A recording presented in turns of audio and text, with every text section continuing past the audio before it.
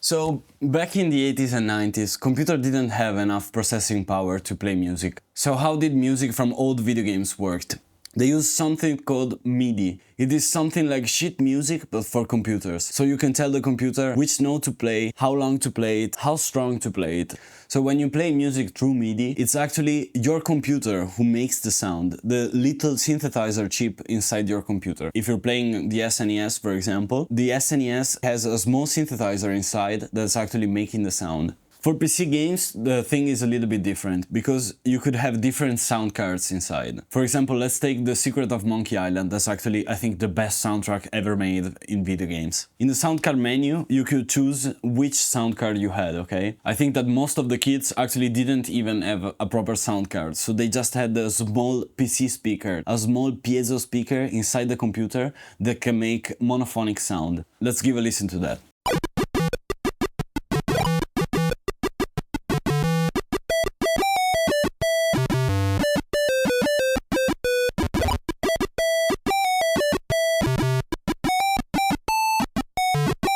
It's actually amazing that a really small piezo speaker could do something like this, because it's actually monophonic, so it's just pretending to play more than one note at a time. It's giving all it has. So if you had a little bit more money, you could afford a Sound Blaster, the most common sound card from the era. There's an actual intro in this, there's not with the PC speaker.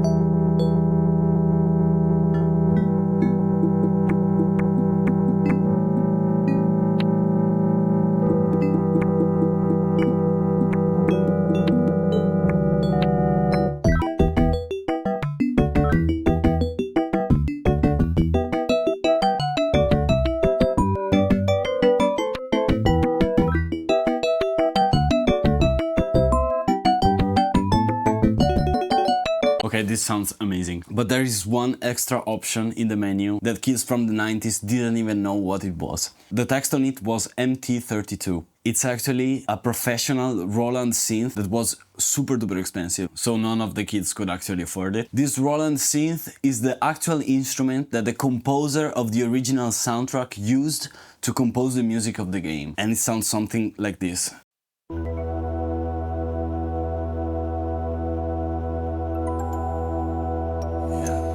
The air in the sound.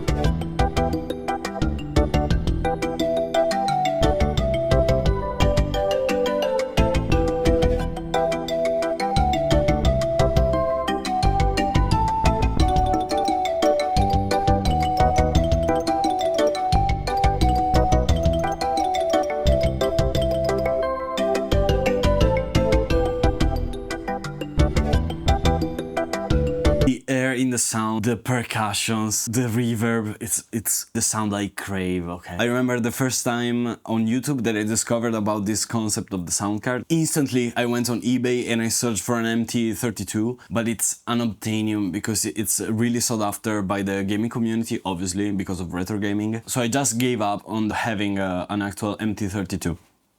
2 years later, I was at the house of a friend of mine who's actually a great singer, and I remember seeing in the corner this 80s looking keyboard. What is that? Why are you keeping it in the corner of the room? She told me that it's a shitty old keyboard, that the piano sounds sucks. And so the first thing I asked her is like, can I try it? She said yes. I searched for an hour for the power cable that was in some closet. I turned it on and I tried a couple of sounds and I was flabbergasted. What the fuck is this? How cool does it sound? It's so 80s. So I asked her, sell it to me. If you're not using that, please sell it to me. And she told me that I could have it for free. So I remember taking the keyboard as like 20 kilos of synth under my arm and just walking 3 kilometers to my house.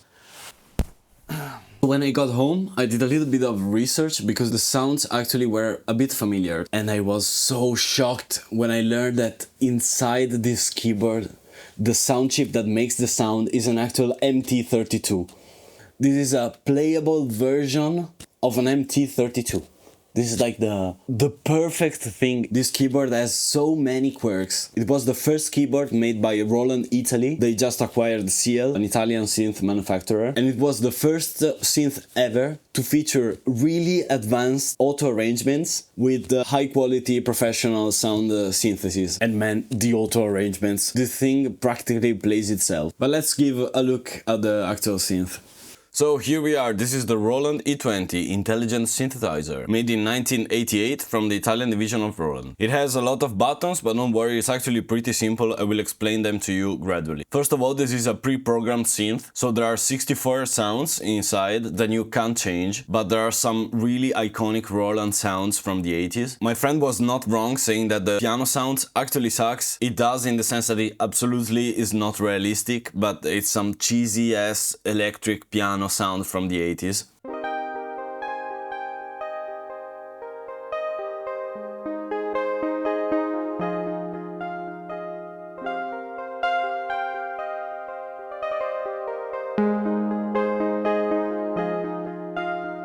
I secretly love this. One of the classics from the era is the Doctor solo.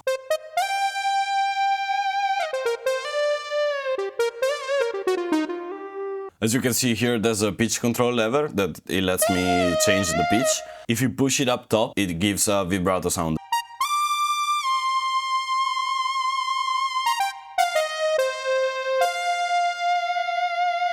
The pan flute sound is actually the same from the Monkey Island.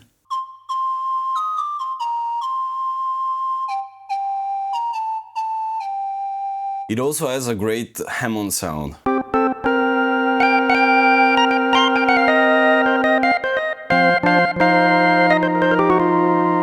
One of the things that I love the most are the integrated effects. There are 4 with 2 variations each. Let's have a listen. No reverb.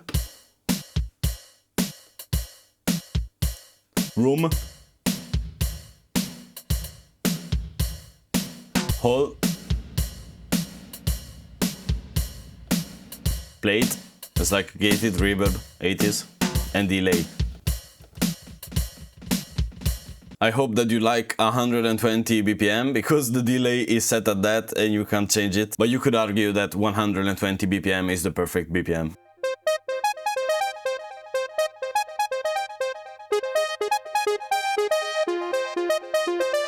The split button here splits the keyboard in 2 parts, so I can play bass and lower sound here to play like chords, and the lead sound here. Let's put a fat ass bass and then a Japanese flute in the lower end, so we can have a lot of air in the sound that I really love. And then with the memory button, the chords are going to sustain even when I lift the keys, and it sounds something like this.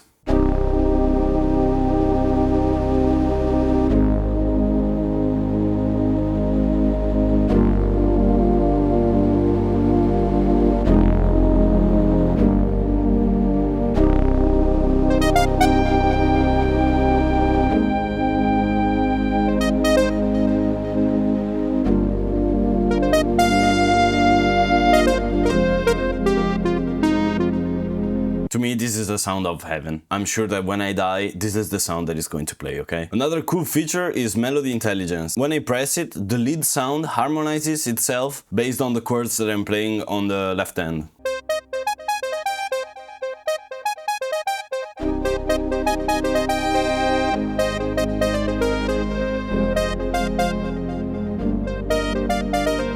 This is the rhythm section. We have 32 different beats, each one with a variation that changes between chorus and verse. And when you switch between the two, it does some cool fills.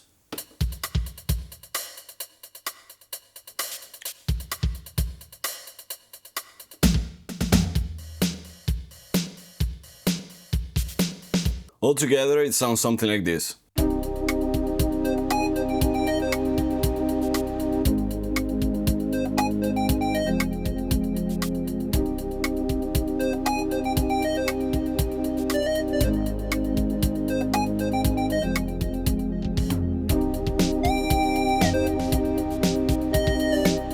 Okay, now to the core of this synth. What is the intelligent part? it plays itself. For each one of the 32 rhythms, there are 2 arrangers with 2 parts each that play a full-fledged song that you can play along with, and the arrangements are super complex because this was the first to do it, so they have to go all in, okay? I'll turn on the arranger function and press the intro button to start with a cool intro.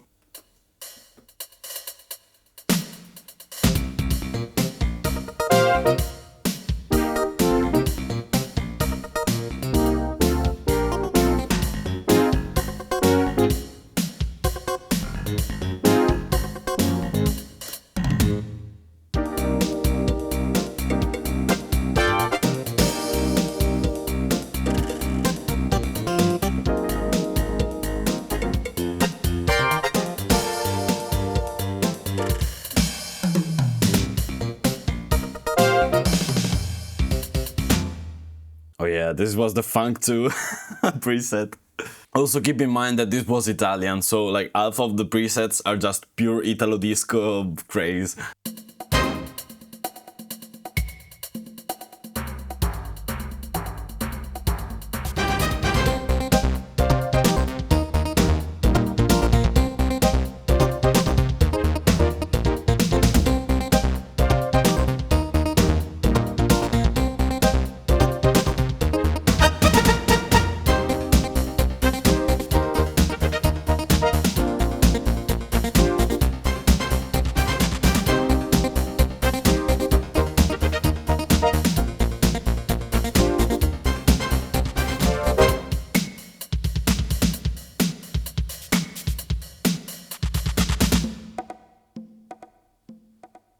So stupid, so cool.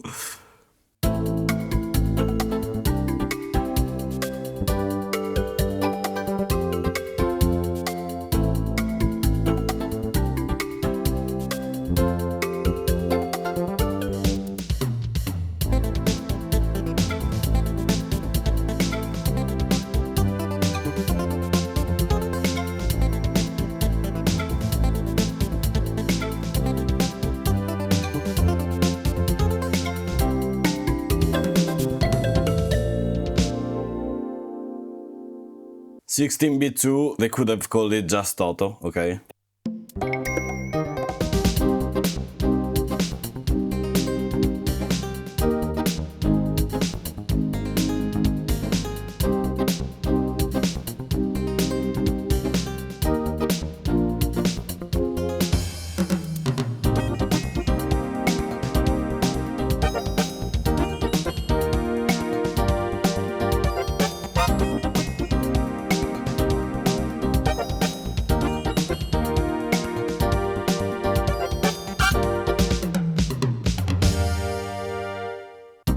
About the whole line of the arrangements, I'm feeling like I have a Toto playing for me. Ooh. Jeff Porcaro and my Porcaro, Italian people. With the balance section, I can change the volume of each part and also turn it off completely. This is perfect for pretending that you can play bossa nova.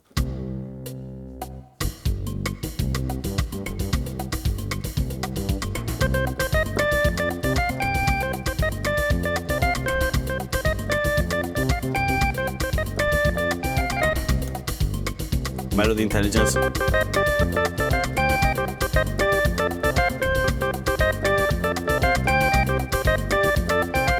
But I haven't told you everything, because this synth has secret power that only comes out when you attach MIDI to it. Synth MIDI has been around for like 50 years. You can attach arrangers from the 80s, drum machines, like the 505 that I have there, but also a computer with Ableton or my phone. So if I attach it to Ableton, I can access 64 more secret sounds. Also, I can program a song on Ableton and make it play through this synth. It can play like 8 tracks all together simultaneously. It's pretty incredible. Let's see what it can do. Roll on the 20. Ooh, that roll on the 20. Okay, so this is my Ableton project, and here I have 7 tracks. Let's start with the drums.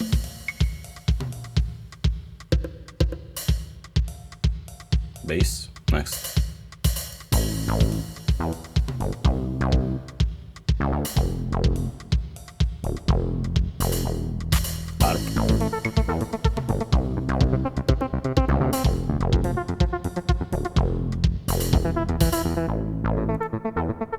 Pad.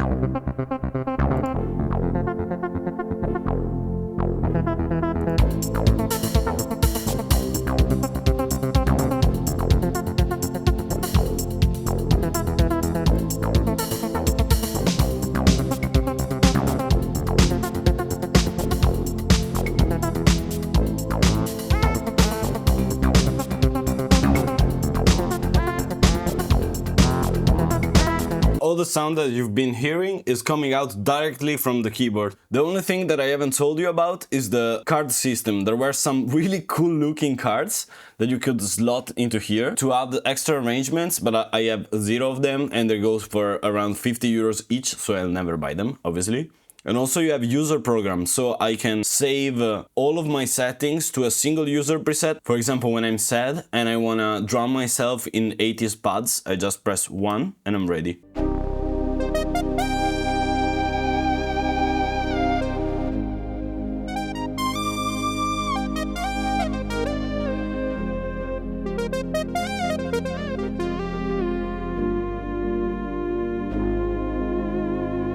Here in the composer part, you can save a song, both in the chords and the lead, or separately. For example, now I'll save some chords.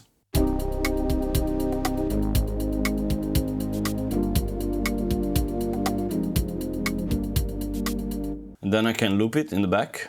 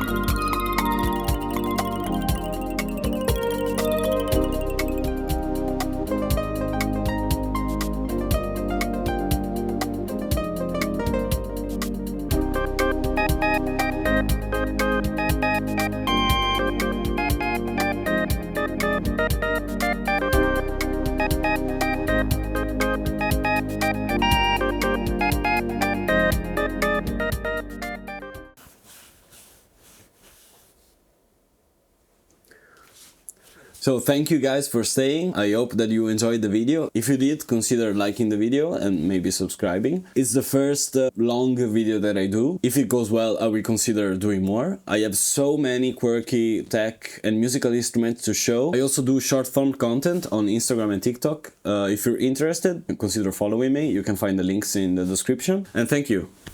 See you next time.